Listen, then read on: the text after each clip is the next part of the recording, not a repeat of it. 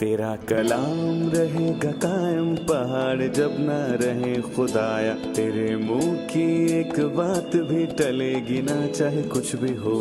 तेरी मान दिए है जिंदा सोने से भी कीमती, मेरा दिल ये दे गवाही है ये किताब अजीम। नाज़िल करे अपना कलाम, शिकस्ता दिलों को सुकून मिले, तारीखी दूर हो मेरी राहें रोशन कर। दिल अपना कलाम कसरत से ए खुदा बदल दे, रिहाई दे कसरत से फल मिला। कलाम रहेगा कायम पहाड़ जब ना रहे खुदाया, तेरे मुंह की एक बात भी टलेगी ना चाहे कुछ भी हो। अजीज नाजरीन, मैं अयाद ज़रीफ आप तमाम देखने वालों को हमारे रोज के बाइबली मुतालियाती प्रोग्राम की नई किस्त में खुशामदीद कहता हूँ। अभी हम कुलसियों के खत का मुताला कर रहे हैं। ये कैद के खतूत में से एक है। पौलुस रसूल ने 60वीं सदी ईस्वी में रोमा की कैद में ये खत लिखा। प्रोग्राम के बाकायदा आगाज से पहले मैं स्टूडियो में आए खुदा के खादिम का खैर मकदम करूंगा। खुशामदीद भाई यूसुफ। शुक्रिया भाई। और स्टूडियो में आए दीगर मेहमानों को भी खुशामदीद। भाई यूसुफ, पिछली किस्त में हमने 8वीं आयत तक मुताला किया और हमने सीखा कि इप्रास ने कुलसियों की कलीसिया की खुशखबरी पौलुस तक पहुंचाई कि वो रूह में मोहब्बत रखते हैं। इसके बाद 9वीं आयत से पौलुस उनसे मुखातिब हुआ और उनके लिए दुआ की। मैं चंद आयत पढ़ने के बाद आपसे सवाल करूंगा। 9वीं आयत से, इसीलिए जिस दिन से ये सुना है हम भी तुम्हारे वास्ते ये दुआ करने और दरख्वास्त करने से बाज नहीं आते कि तुम कमाल रूहानी हिकमत और समझ के साथ उसकी मर्जी के इल्म से मामूर हो जाओ, ताकि तुम्हारा चाल चलन खुदा उनके लायक हो और उसको हर तरह से पसंद आए और तुम में हर तरह के नेक काम का फल लगे और खुदा की पहचान में बढ़ते जाओ और उसके जलाल की कुदरत के मुआफिक हर तरह की कुव्वत से कवी होते जाओ, ताकि खुशी के हर सूरत से सब्र और तहम्मुल कर सको। और बाप का शुक्र करते रहो जिसने हमको इस लायक किया कि नूर में मुकद्दसों के साथ मिरास का हिस्सा पाएं। उसी ने हमको तारीकी के कब्जा से छोड़ा कर अपने अजीज बेटे की बादशाही में दाखिल किया, जिसमें हमको मुखलसी यानी गुनाहों की माफ़ी हासिल है। हम इस दुआ के मुतालिक बताएं जो पौलुस ने कुलसे के लोगों के लिए की। पौलुस एक दुआ गो शख्स था और उसने रूहें जीतने के लिए और अंजील की मुनादी के लिए मुशक्कत की और उनके लिए पौलुस रसूल ने दुआ भी की। उसने लोगों से खुदावंद की और खुदावंद से लोगों की बात की। यहाँ उसकी दुआ मौजूद है, लिखा है, इसीलिए जिस दिन से ये सुना है हम भी तुम्हारे वास्ते ये दुआ करने और दरख्वास्त करने से बाज नहीं आते कि तुम कमाल रूहानी हिकमत और समझ के साथ उसकी मर्जी के इल्म से मामूर हो जाओ। इल्म का लफ्ज कुलसियों के खत की कुंजी है और इसका जिक्र 9 मरतबा हुआ है, क्योंकि अनास्तियस के गिरोह ने ईमानदारों पर मनफी असर डाला और ये दावा किया कि उनके पास वो इल्म है जो बाइबल मुकद्दस में मौजूद नहीं है। और पौलुस रसूल ने कहा कि कुल इल्म बाइबल मुकद्दस में मौजूद है और हमें किसी और चीज़ की ज़रूरत नहीं। और उसने दुआ की कि वो कमाल हिकमत और समझ के साथ खुदा की मर्जी के इल्म से मामूर हो जाएं, ताकि उनका चाल चलन खुदावंद के लायक हो और उसको हर तरह से पसंद आए और उनमें हर तरह के नेक काम का फल हो। मुझे दुआ गो लोगों के बारे में बताइए। कुछ दुआओं को हम हंगामी दुआ कहते हैं, यानी वो दुआ जब खुदावंद के लोग किसी मुसीबत में हों और वो दुआ करने का कहें, पर ऐसे लोग भी हैं जो मुसलसल दुआ के लिए अपने हाथ उठाते हैं। कलीसिया उनको दुआ करने का ना भी कहे, पर वो अपने दिल में दुआ को बोझ रखते हैं। हमें मुसलसल दुआ करने के असरात के मुतालिक बताएं। लिखा है, दुआ करने और दरख्वास्त करने से बाज नहीं आते। देखें भाई अयाद, मैं कहूँगा कि सैमुअल नबी भी बिल्कुल ऐसा ही था। लोगों ने कहा कि अपने खादमों के लिए खुदावंद से दुआ कर, और उसने कहा कि खुदावंद ना करे कि तुम्हारे लिए दुआ से बाज आकर खुदावंद का गुनाहगार ठहरूं, बल्कि वही राह जो अच्छी और सीधी है तुमको बताऊंगा। और ये दुआ गो शख्स है खुदा के हकीकी लोग جو یہ محسوس کرتے ہیں کہ مقدسین کے لیے دعا نہ کر کے وہ خداوند کے گناہگار ٹھہرتے ہیں۔ سیمول نے کہا، خدا نہ کرے میں خدا کا گناہگار ٹھہروں۔ اگر وہ ان کے لیے دعا نہ کرتا تو وہ خداوند کی خدمت کرنے کے مقصد میں ناکام رہتا، لیکن اس کا کام تھا کہ وہ ان کے لیے دعا کرے اور خدا کا کلام ان تک پہنچائے۔ اور میں کہوں گا کہ مجھے ایسا لگتا ہے کہ ہمیں آج خداوند کے ایسے لوگوں کی ضرورت ہے، ایسے لوگ جو خداوند کے تمام ایماندار اور مقدسین کے لیے دعا کریں۔ اگر ہر مقامی کلیسیا میں ایک بھی ایسا شخص ہو جو مسلسل اپنی کلیسیا کے لیے دل و جان سے دعا کرے تو آج حالات بہت ہی مختلف ہوں۔ حالات بدل جائیں گے۔ صحیح، اکثر اوقات ہمیں وہ لوگ نہیں ملتے جو ہنگامی حالت میں دعا کریں یا دعا یا عبادات کا بالکل۔ انتظام کر سکیں۔ جس کا انتظام ہو جائے تو ایسے لوگ نہیں ملتے جن کی دعا ایسی ہو کہ خدا کو پسند آئے۔ لکھا ہے، ہم بھی تمہارے واسطے دعا کرنے اور درخواست کرنے سے باز نہیں آتے کہ تم کمال روحانی حکمت اور سمجھ کے ساتھ اس کی مرضی کے علم سے معمور ہو جاؤ۔ اس کی مرضی کے علم سے معمور ہونے سے کیا مراد ہے؟ جی، اس کا مطلب ہے کہ اس کی مرضی ہی جاننا نہیں بلکہ اس کو اچھی طرح سمجھنا بھی ہے۔ اس نے کہا پولس کی طرف سے جو خدا کی مرضی سے مسیح کا رسول ہے، اور افسیوں میں کہا کہ اپنی مرضی کے بھید کو ہم پر ظاہر کیا۔ یہاں دعا کی کہ اس کی مرضی کے علم سے معمور ہو جاؤ، اور ہمیں چاہیے کہ خدا کی مرضی کو جانیں اور اس کی مرضی کے علم سے معمور ہو جائیں، تاکہ خدا کی کلیسیا کے لیے خدا کے خیال ہم سب پر واضح ہوں اور اس کی مرضی ہم سب پر واضح طور پر عیاں ہو جائے۔ جب لوگوں کی زندگی میں مشکل آتی ہے، مثلا کوئی بیمار ہوتا ہے تو یوں دعا کرتا ہے کہ میں جانتا ہوں کہ تیری مرضی ہے کہ میرا بدن سب بیماریوں سے آزاد ہو۔ تیری مرضی ہے کہ کسی ایماندار کا بدن بیماری میں نہ رہے کیونکہ تو نے صلیب پر ہماری بیماری لی۔ کیا یہ دعا خدا کی مرضی کے مطابق ہے؟ آپ کی اس کے بارے میں کیا رائے ہے بھائی یوسف؟ میں کہوں گا کہ در حقیقت بات یہ ہے کہ ہمیں اس بات کو یاد رکھنا چاہیے کہ ابھی تک بدن کا کفارہ نہیں ہوا، اسی لیے یہ مردہ ہو جاتا ہے۔ یہ بیمار ہو کر مر جاتا ہے۔ ہم بیماری پر بعد میں بات کریں گے، پر جسم مردہ ہو جاتا ہے کیونکہ اب تک اس کی مخلصی نہیں ہوئی، اور اسی لیے یہ بیمار بھی ہو سکتا ہے۔ اور لکھا ہے کہ الیشا کو وہ مرض لگا جس کی وجہ سے وہ مر گیا۔ وہ بیماری سے مرا حالانکہ اس نے کئی معجزات کیے، اور میں کہوں گا کہ پولس رسول بھی بیمار تھا، اور پھر تیموتیس بھی اکثر ہی بیمار رہتا تھا۔ خدا کی مرضی یہ ہے کہ ہم بیمار نہ ہو، پر یہ تب ہوگا جب بدن کی مخلصی ہو جائے۔ لیکن پولس رسول نے یہاں پر اس کی بات نہیں کی، بلکہ اس نے مسیح کی مرضی کے بھید کی بات کی کہ مسیح میں سب چیزوں کا میل ہو جائے۔ پر خدا نے مسیح کے لیے منصوبہ بنایا۔ آپ ہرگز یہ نہ سوچیں کہ خدا کی مرضی ہے کہ ہم تندرست رہیں یا پھر بیمار نہیں۔ ہم بیمار ہو سکتے ہیں۔ دیکھ تو نے جسے عزیز رکھا ہے بیمار ہے۔ ہم پڑھتے ہیں کہ ترفمس بیمار تھا اور مرنے کو تھا، اور پوری بائبل مقدس میں کہیں یہ خیال موجود نہیں کہ ایماندار بیمار نہیں ہو سکتا۔ بدن کی مخلصی کے بعد ایسا ممکن ہے۔ ہم لے پالگ ہونے یعنی کہ اپنے بدن کی مخلصی کی راہ دیکھتے ہیں۔ یہاں پر اس نے مسیح اور کلیسیا کے حوالے سے خدا کی مرضی کے بھید کی بات کی، اور ہمیں اسے سمجھنے کی ضرورت ہے۔ صحیح، ہم وقفے کے بعد مہمانوں کے سوالات کے ساتھ حاضر ہوں گے۔ ناظرین، ملتے ہیں ایک چھوٹے سے وقفے کے بعد، ہمارے ساتھ رہیے۔ پولس رسول کی کلسیوں کے ایمانداروں کے لیے کی گئی دعا بائبل کی شاندار دعاؤں میں سے ایک ہے۔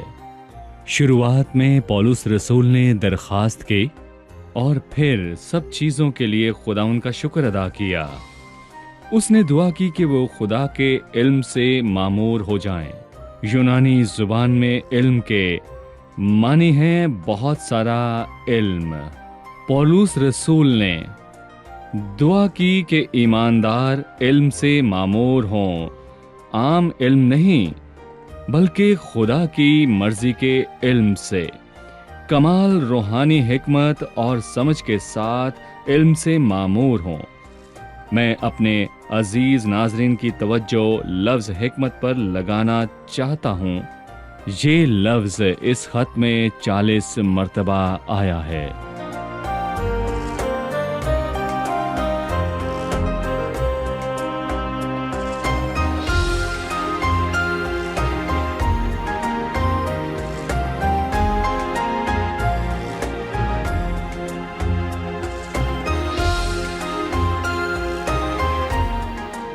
خوش آمدید۔ آئیے بڑھتے ہیں مہمانوں کی جانب اور جانتے ہیں ان کا سوال۔ مجھے 10ویں اور 11ویں آیت سمجھ نہیں آئی۔ لکھا ہے تاکہ تمہارا چال چلن خداوند کے لائق ہو اور اس کو ہر طرح سے پسند آئے اور تم میں ہر طرح کے نیک کام کا پھل لگے اور خدا کی پہچان میں بڑھتے جاؤ اور اس کے جلال کی قدرت کے موافق ہر طرح کی قوت سے قوی ہوتے جاؤ تاکہ خوشی کے ہر صورت سے صبر اور تحمل کر سکو۔ ان 2 آیات کا کیا مطلب ہے؟ بھائی ایاد، ہمیں دہرائے جانے والے الفاظ کی اہمیت کو سمجھنا چاہیے۔ جیسے ہر کا لفظ، ہمارا مقصد بہت بڑا ہے، کمال روحانی حکمت اور سمجھ، ہر طرح سے پسند آئے، ہر طرح کے نیک کام، ہر صورت سے صبر۔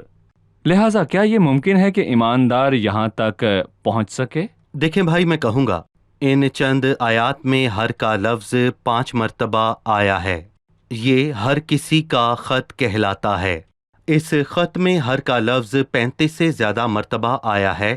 میں کہوں گا کہ ہر جملے میں ہر کا لفظ استعمال ہوا ہے۔ سب سے پہلے کمال حکمت، ہر طرح سے پسند، ہر نیک کام، ہر قوت اور ہر صورت صبر، تاکہ تمہارا چال چلن خدا کے لائق ہو۔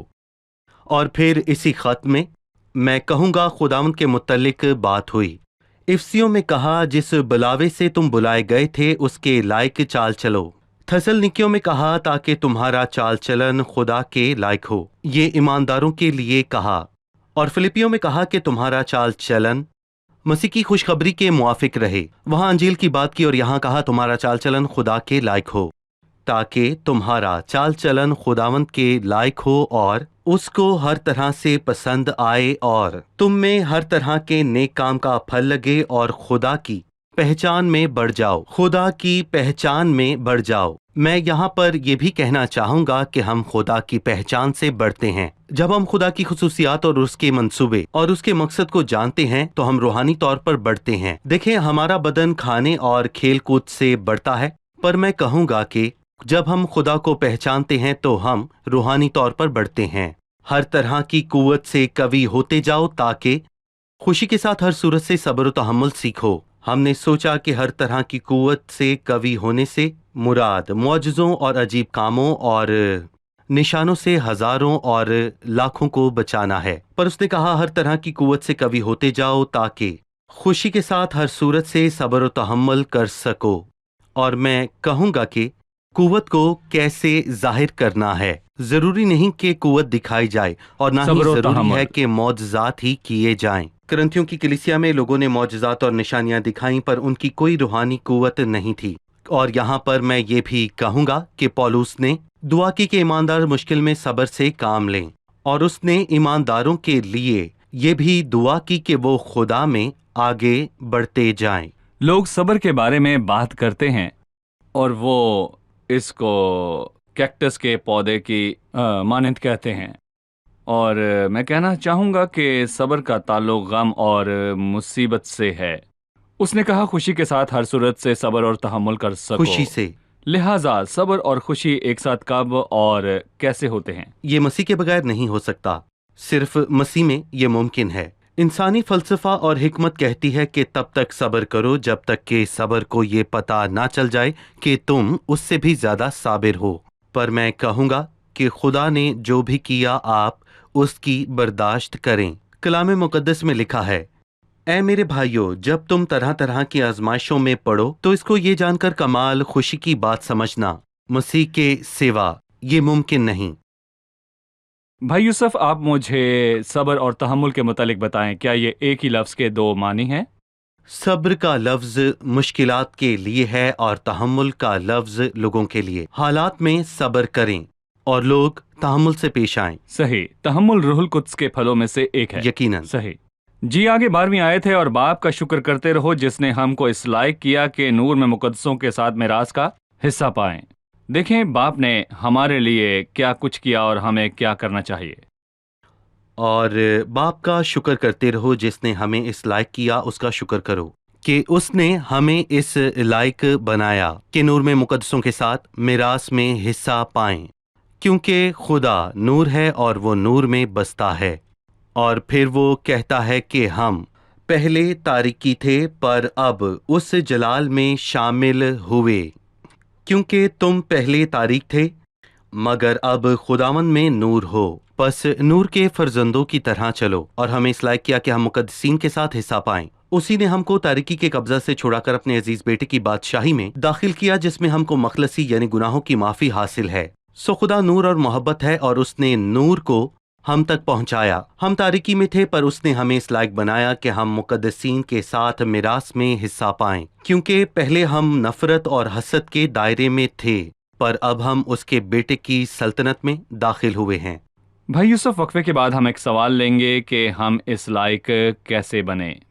باپ نے کس طرح ہمیں اس لائق بنایا کہ نور کی میراث کا حصہ پائیں؟ ناظرین، ملتے ہیں ایک وقفے کے بعد۔ اگر آپ کا کوئی سوال ہو تو ہمیں ضرور لکھیں، ہم اس کا جواب آپ کو ضرور دیں گے۔ ملتے ہیں ایک وقفے کے بعد۔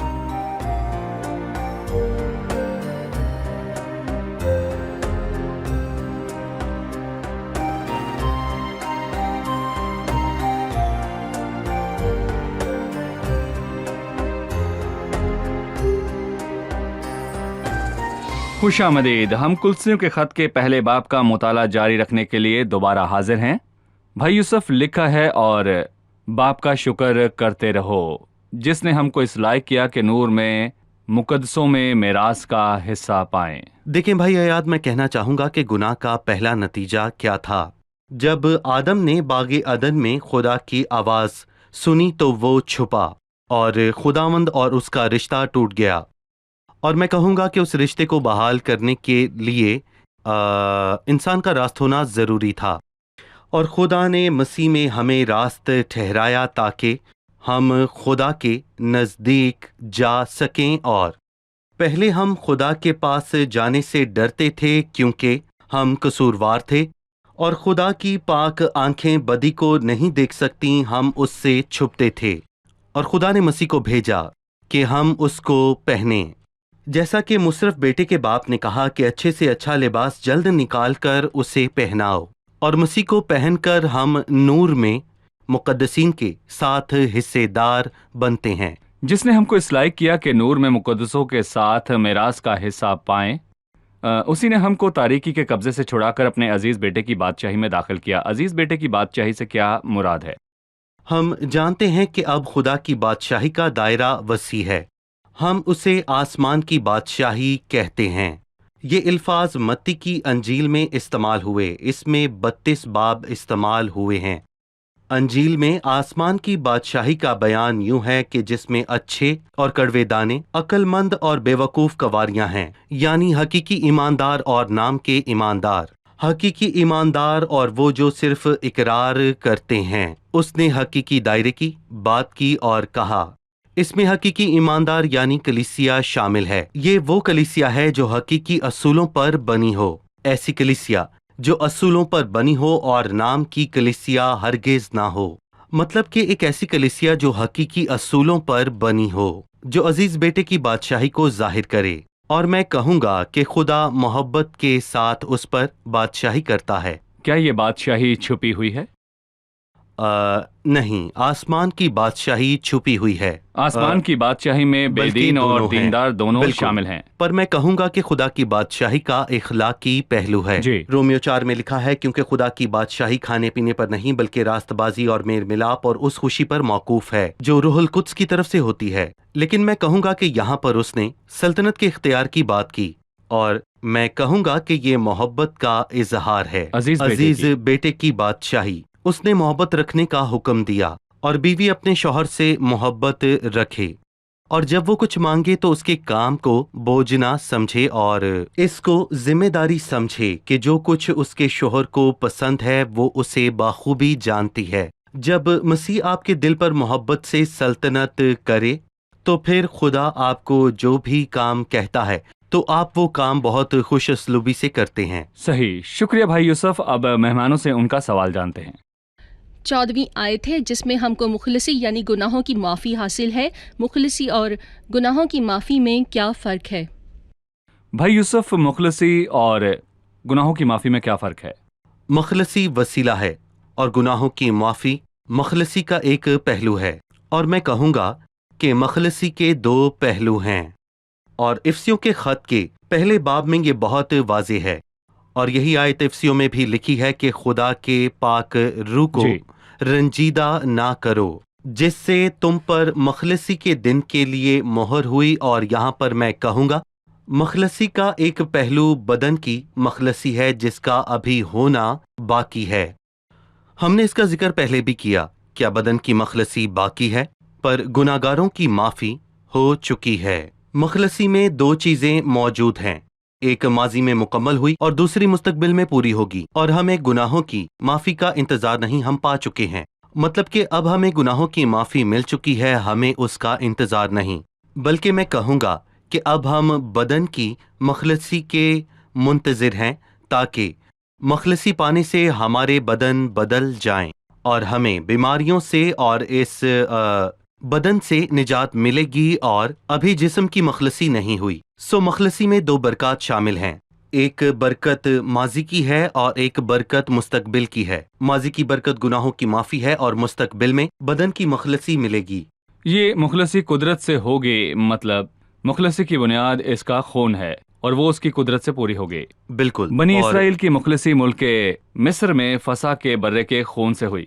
बाहर कुलज़म दो हिस्से हुए और वो दूसरी तरफ चले गए। ये मुखलसी की कुदरत है। मुखलसी की कुदरत। ठीक है जी। लिखा है कसूरों की माफ़ी का बताएं, उसके खून के वसीले से मुखलसी यानी कसूरों की माफ़ी हासिल है। खुदा ने किस बुनियाद पर गुनाह माफ़ किए? भाई यूसुफ, क्या कसूरों की माफ़ी का ताल्लुक सब लोगों से है? जी। बहुत से लोग अपने गुनाहों की माफ़ी के लिए दूर दराज जगहों पर जाते हैं। लोग इसके लिए पैसे देते हैं। खुदा किस तरह गुनाह माफ़ कर देता है? इब्रानियों 9 में लिखा है कि बगैर खून बहाए माफ़ी नहीं होती। और इसके साथ मैं ये भी कहना चाहूँगा कि इब्रानियों के ख़त में 3 ख़ास चीज़ें मौजूद हैं। पहला, बगैर खून बहाए माफ़ी नहीं होती। दूसरी चीज़, बगैर ईमान के उसे पसंद आना नामुमकिन है।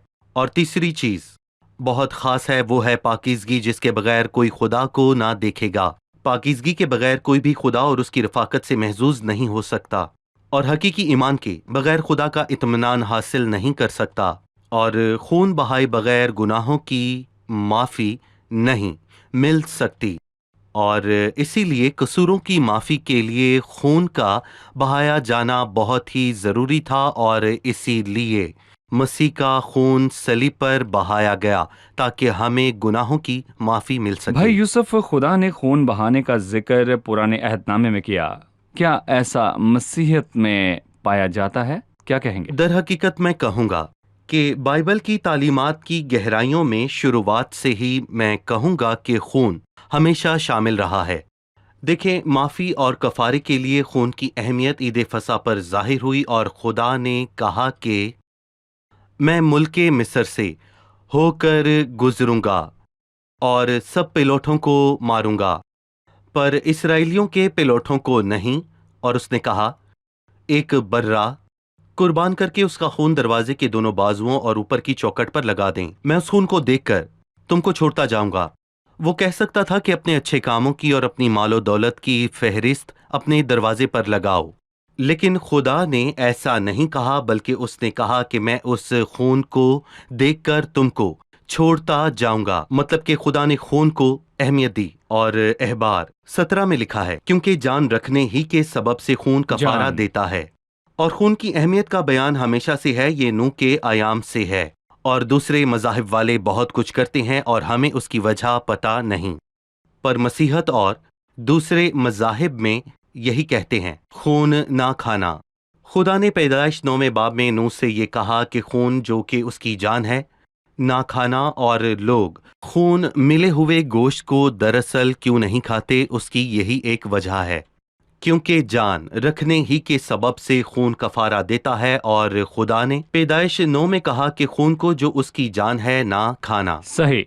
ہم نے سیکھا کہ کفارہ خون کے وسیلے سے ہے۔ ابراہم اور اس کے بیٹے کی کہانی جس میں خدا نے اسحاق کی جگہ ایک مینڈے کو بھیجا۔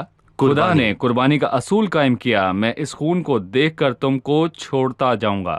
خون بہائے بغیر نجات اور معافی نہیں، لکھا ہے بغیر خون بہائے معافی نہیں ہوتی۔ اور میں یہاں پر یہ بھی کہنا چاہوں گا کہ لکھا ہے ایسا نہ ہو کہ وہ آسمانی بجلی سے مارا جائے، اسے قربان ہونا ہے تاکہ خون بہایا جائے۔ خون بہائے بغیر معافی جی نہیں۔ بالکل، بغیر خون بہائے معافی نہیں ہوتی، اور یہاں لکھا ہے جی معافی۔ ہم کو اس میں اس کے خون کے وسیلے سے مخلصی یعنی قصوروں کی معافی حاصل ہے۔ خدا نے قصوروں کی معافی اور کفارے کی بنیاد صحیح۔ رکھی۔ شکریہ بھائی خدا یوسف، کو اب برکت وقت ہے دے۔ کہ ہم جانیں مہمانوں نے آج کیا سیکھا۔ آمین۔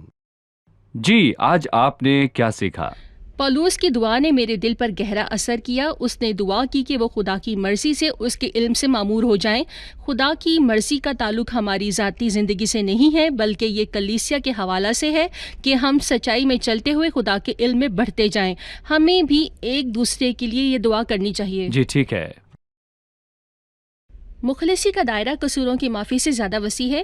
خداوند یسوع نے صلیب پر ہمارے گناہوں کی معافی کا کام پورا کیا۔ جب مسیح پھر آئے گا تو ہم بدن کی مخلصی بھی حاصل کریں گے۔ صحیح۔ جی بھائی عاطف؟ مسیحت میں غیر فطری حرکات کرنا طاقت کا نشان نہیں ہے، بلکہ مشکل اور مصیبت میں خوشی سے، صبر و تحمل سے پیش آنا ہی طاقت ہے۔ صحیح۔ جی عادل؟ روح کی مخلصی مکمل ہوئی، لیکن بدن کی مخلصی باقی ہے۔ خداوند یسوع کے آنے پر وہ جلد مکمل ہوگی، اس لیے بدن بیمار ہو سکتا ہے جب تک کہ خداوند یسوع المسیح آسمان سے نہ آ جائے۔ جی آپ بتائیے۔ میں نے سیکھا کہ گناہوں کی معافی دور دراز جا کر نہیں ملتی، بغیر خون بہائے معافی نہیں ہوتی۔ خداوند یسوع مسیح کے خون کے وسیلے ہی ہمارا کفارہ ہوتا ہے۔ جی اس سے ہمارے قصور معاف ہوئے۔ میں نے عزیز بیٹے کی بادشاہی کے متعلق سیکھا۔ ہم تاریکی تھے پر وہ نور کی بادشاہی میں ہمیں لے آیا۔ وہ ہمارے دلوں پر حکومت کرتا ہے اور ہمیں حکم دیتا ہے۔ جی ٹھیک ہے، خداوند آپ کو برکت دے۔ بھائی یوسف آپ کا بھی شکریہ، کو خداوند برکت آپ دے۔ کے ساتھ ہو، آپ سے پھر ملاقات آمین۔ ہوگی۔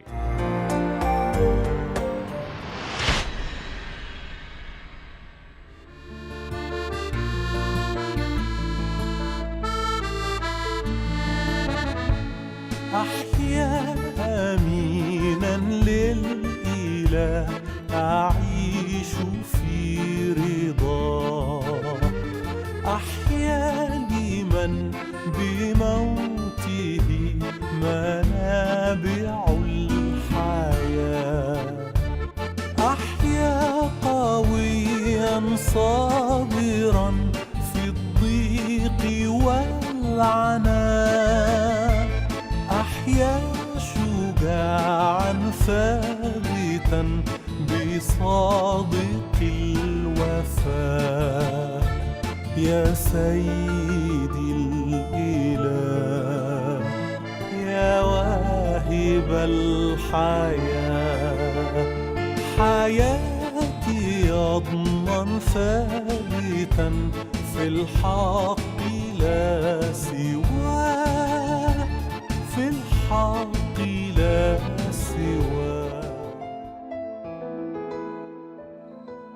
تیرا کلام رہے گا قائم پہاڑ جب نہ رہے خدایا، تیرے منہ کی ایک بات بھی ٹلے گی نہ چاہے کچھ بھی ہو، تیری مان دیے ہے زندہ سونے سے بھی قیمتی، میرا دل یہ دے گواہی ہے یہ کتاب عظیم، نازل کرے اپنا کلام شکستہ دلوں کو سکون ملے، تاریکی دور ہو میری راہیں روشن کر، دل اپنا کلام کثرت سے اے خدا بدل دے، رہائی دے کثرت سے پھل ملاؤ، کلام رہے گا قائم پہاڑ جب نہ رہے خدایا، تیرے منہ کی ایک بات بھی ٹلے گی نہ چاہے کچھ بھی ہو،